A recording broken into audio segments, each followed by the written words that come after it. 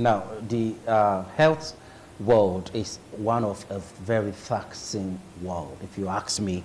But today we are going to be bringing you an inspiring story of a man who has effortlessly bridged the gap between medicine and comedy, using his talent to heal both the body and the soul. Now, he's joining us virtually from the United Kingdom.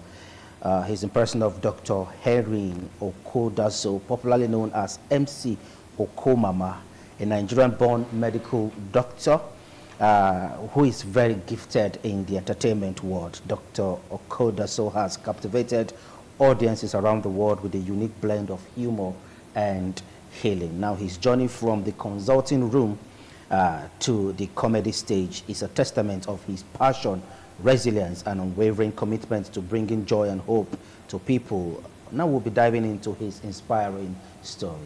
Dr. Harry, it's a delight to have you join us this morning. Thank you very much, Praise, for having me, and thank you to ITV for this wonderful program. Good morning, viewers. Now, you're going to help us now. Talk to us. Give us a brief history about yourself, how you started, and to be a comedian and a medical doctor. To some persons, it sounds impossible. But how you blending this? Okay, so thank you very much. Going back to my roots, Warri-born comedian from raised up in Agbasa, and at the end of the day, comedy was my first passion, and from there, that passion developed at Unity School Agbaro, where I joined so many clubs in the school, like the Literary and Debating Society, the Press Club, the Jets Club, and we had a lot of activities then that also helped to nurture my talent. So before I got to University of Benin, I have already been doing programs. The first program that brought me to light was the program that was put together by Terry Maxson to the Omonode after they left Bender Broadcasting and went to Data Broadcasting to set up. And so he started this Variety Express program where I, as a member of my group of friends who left Unity School at the same time, formed a comedy group known as Comedy Makers. So Terry Maxson in his program Variety Express was showing us on TV. And thereafter, after some of my members in that crew got admission to tertiary institution, I joined another group, Heritage Production, where I met the likes of Chalele, Alegbe Baba, and of course, from then, I started performing as a comedian together with the likes of Baba Kome. So I didn't enter the university so quickly, immediately I finished my secondary school. That was because I needed to work to support my brother to go to the university. It was when he got to his final year, then I had to write my JAM and I got admission. So I am the first comedian. I am the first comedian to become a medical doctor. Okay, so and that's where usually people introduce me from. Now, when I got to the University of Benin, I was also into my activities. I became the PRO of the Student Union, two-time director of Social College of Medicine, and founded an organization, PK Brain Organization, where we are doing first class A events, then bringing the likes of RMD, Tony Umez, Amotola Jalade, Emeka Ike, and the list goes on, Tarila Basoj. So best of the best awards, one of the top shows in University of Benin at that time. Okay, and so that talent also developed more at the University of Benin itself. I became a well-known comedian in the University of Benin, and at a point it was very threatening for me because I know the kind of discipline my teachers instill in us, and of course, the fear of some lecturer is the beginning of wisdom. So in my year one, I actually slowed down. But I had a carryover in zoology, and that was when I had that rethink and say, no, if I put in everything I had into my year one and I'm still having carryover in zoology, then I'm not going to limit my talent. So that was when we founded Pick a Brain, and I pick up comedy again. And the opening door was when all three did a program. They said they needed the master of ceremony. And somebody told them that, we have this very popular guy that is from Wario. I don't know why he's slowing down his activity, but if you're able to get in touch with him, he's going to do your event, nicely. And truly, they came to me. That time, I asked them, okay, you pay, and they paid. And not knowing that ITV sent his crew there. There was somebody from ITV in that event. There was somebody from EBS that also came. But at the end of the day, I killed that show, I buried it, and I resurrected it, other shows through that show. And so EBS invited me. Okay, Yes, Dr. then Okoma. ITV. Yes. Yeah. Now, you're going to help us now. It seems in your line of duty as a comedian, you may need to be introducing some terminology from the health world. Now, how do you carry your audience along? Okay, so basically, that was the genesis of, I'm just trying to give you that route from how I got the advantage of being a comedian and studying as a medical and becoming a medical doctor. Now, coming back to your question straight is that Okomama as a medical, Dr. Henry Okodasu as a medical doctor practiced medicine with a touch of Okomama. So when patients are, Dr. Kodasu does not go to the ward as like a complete doctor. It goes with that touch of Okomama, in the sense that once I come into the ward, the patients, everybody's happy. I'm not going to come with that very serious, very studious medical doctor. I come in with some flares and make the patient extremely relaxed with that my comedy skills.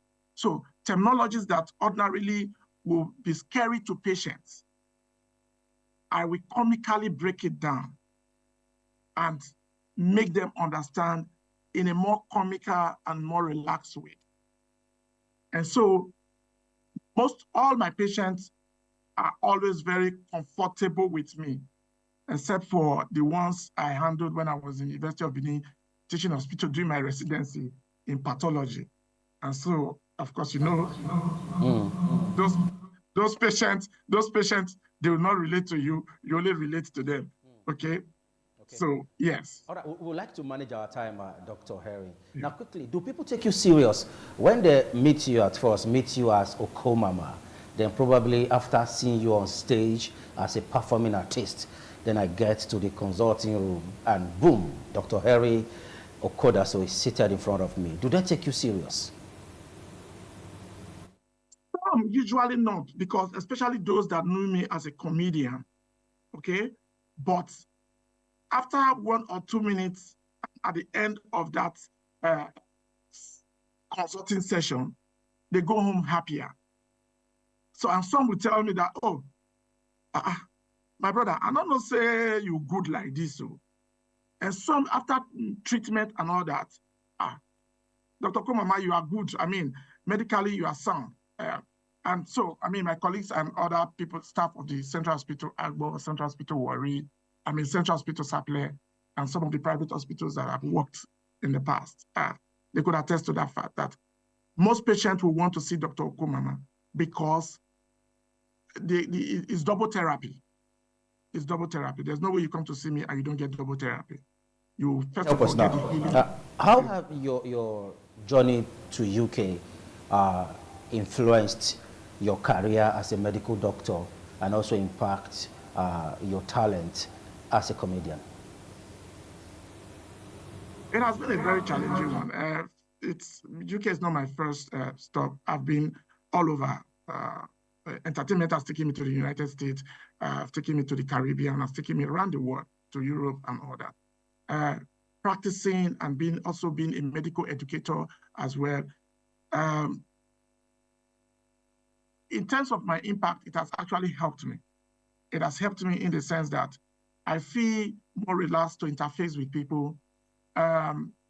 People, for those that already know me, they feel more comfortable to tell me things, to the female relevant. Don't take away the aspect of professionalism where, as a medical doctor, there are things that have been laid down for you. There are standard practice you need to follow.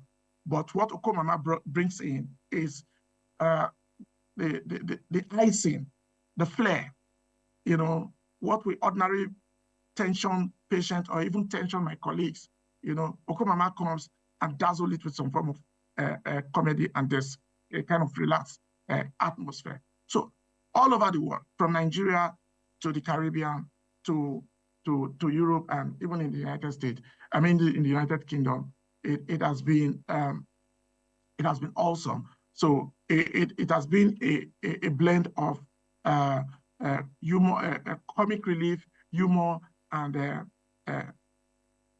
professionalism, all put in one package. Let's talk about criticism now, because to an extent, people might want to see comedians to an extent as unserious set of people. And now having a comedian in a trained, certified medical doctor, in the eyes of some persons, they'll just feel this person is not serious. So have you faced any challenge of criticism, and how do you try to balance it in response? Fortunately for me, I have not. I don't really know why. I have not. The only period I was scared was when I was in my training as a medical student, because ordinarily, when you are comedians are perceived as very unserious people. But fortunately, I changed that dynamics. I changed that trajectory. I changed that, I break that genes, because there was a program I needed to do at GRA then. Then I wasn't really known, only for me to get to the venue, and I found that it was who and who in University of Benin Teaching Hospital and Uniben I was in that program. I didn't know the audience I was going to perform to. That was the point.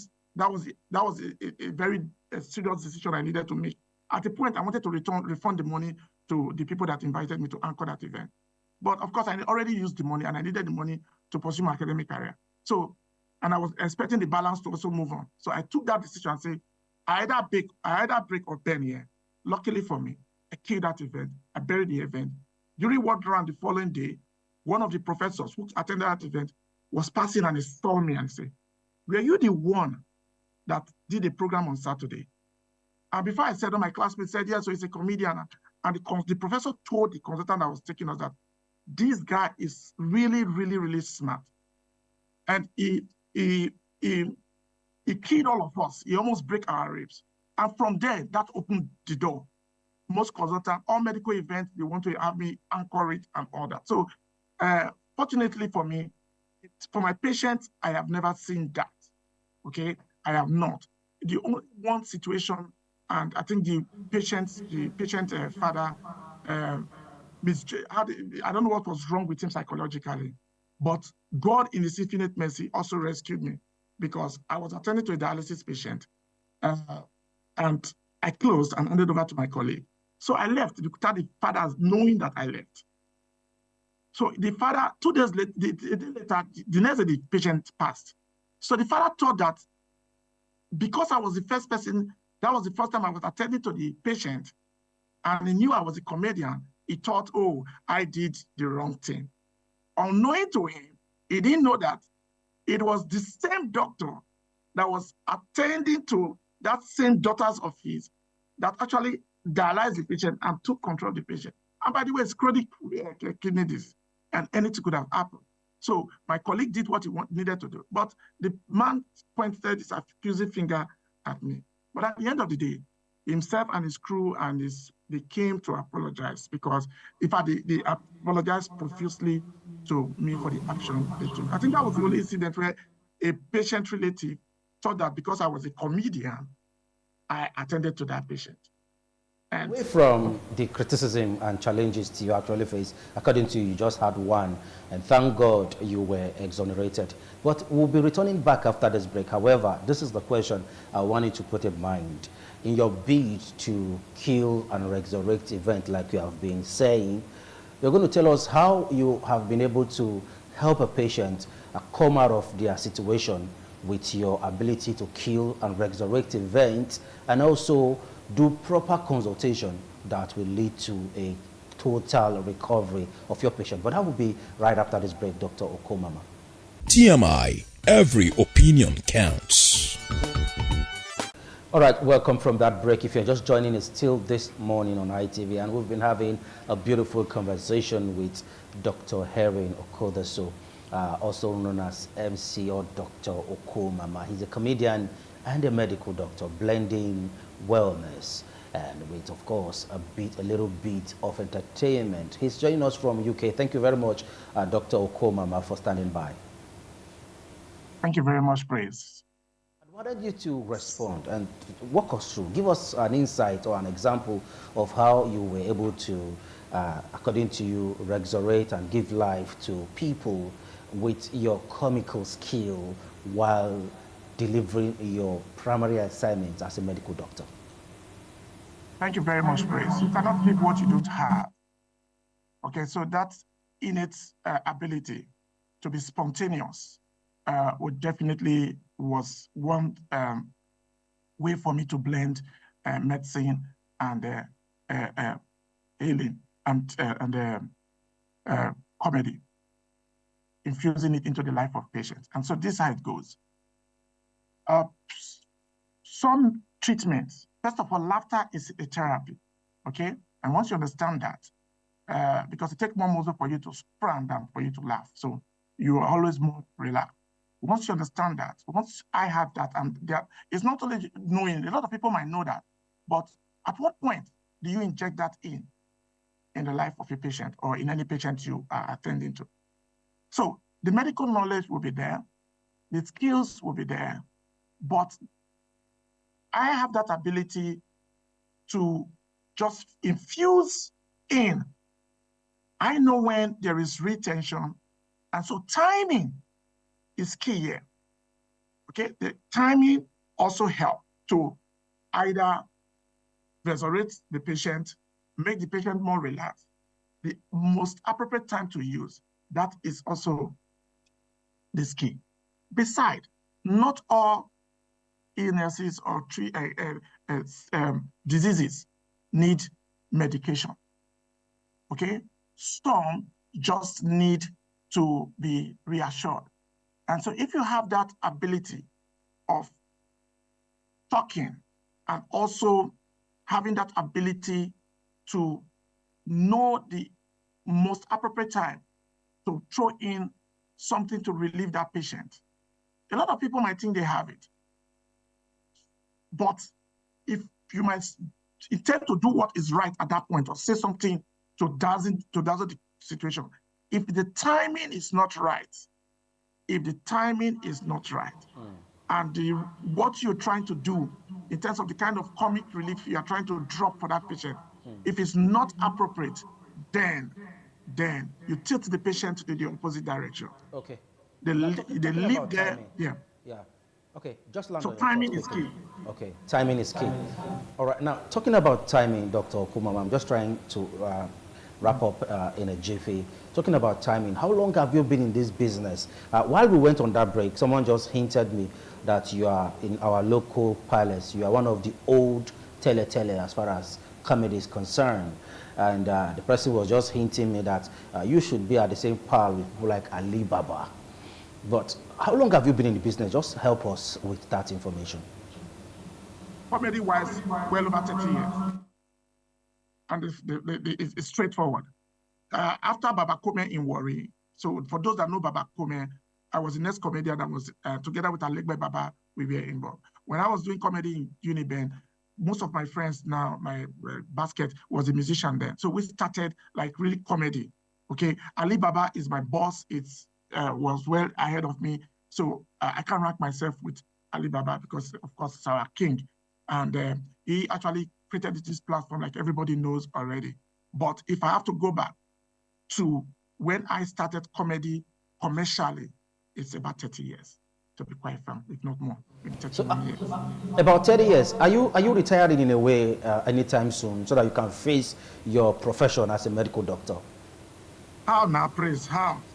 How will I retire? After 30 years, of active service. Okomama, hold Okomama, hold on. Don't unleash the spirit of comedy here now. Just hold on. After 30 years of active service, don't you think it's wise for you to dump to and hand over to the next generation? So that's the unique thing about this entertainment and medicine. Okay? Medicine, for me, you cannot retire, except when you don't have the ability to like do anything again, as in when the brain goes really down. The same thing with comedy. It's innate. It's inborn. It cannot just go. If not, the likes of Ali Baba would have retired now. The like other great comedians would have retired. So I'm not retiring soon. And that's the reason why, up till now, I still have events across the globe. I've been invited to come to the US. I've been invited to go to different places, Mexico and all that, for as comedian and master of ceremony. I'm still right there, right? The only thing is because I need to balance medicine, balance medical education, comedy, then you can't see me everywhere. You can't see me in all events. So these days, I have to pick events that suit my personality. Your personality. Let's look at your roots as a Nigerian in the diaspora. How do you keep in touch with your roots? I'm always I'm always communicating with my so I have like 3 families. I have my entertainment world family, I have my medical family, then I have my biological family that I interface with. And I do that, of course, thank God for the phones and the WhatsApp and the internet, emails and all that. So I communicate effectively. I'm in touch with people back in Nigeria, and I'm in touch with my other colleagues and friends.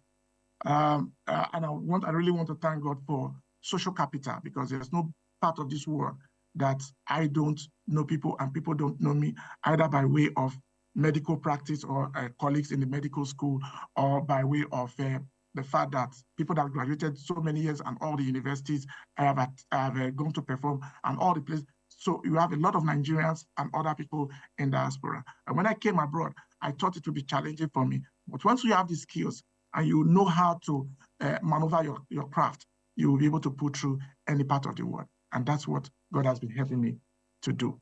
So I've been communicating effectively. Yeah. Okay. Have you actually landed so that we can have the final take? Yes, I have landed on that. Okay, we're having a little bit of network glitch there. Now, quickly, finally, what project should we expect from you in the nearest future? Some are saying you also have the skill or the ability to sing. You're also a talented singer. So are we expecting any project from you in the nearest future? This will be the final take, please. Yes, one thing I know I have not done is to, apart from the shows, organizing my shows then in back at the University of Benin, Best of the Best Awards, I would definitely put up a show.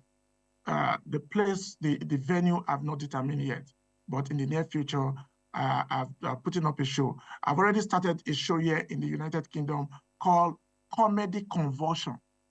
We had the first edition last year. This year, Comedy Conversion Season 2. I'm taking the comedy from Nigeria and I'm spreading it throughout the world. So Comedy Conversion is going to come back to Nigeria, and the kind of conversion is not the pathologic conversion.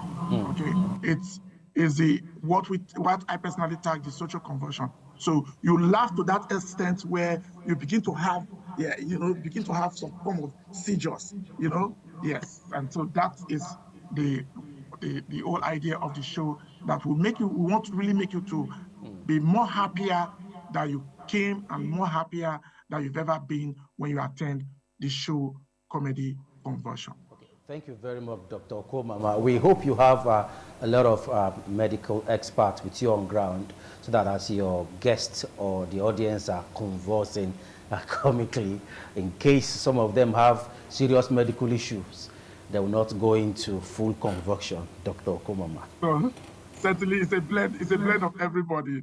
And of course, like I said, the conversion they are having is not pathologic. It's going to be therapeutic. So that's what I tag therapeutic conversion. And I want to say very big thank you to you.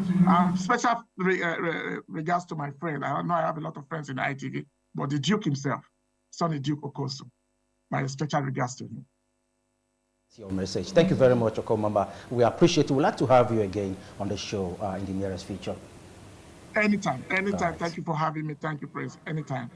Thank you so much. That was Dr. Herin Okodasa, who is also known with the stage name Dr. Okomama.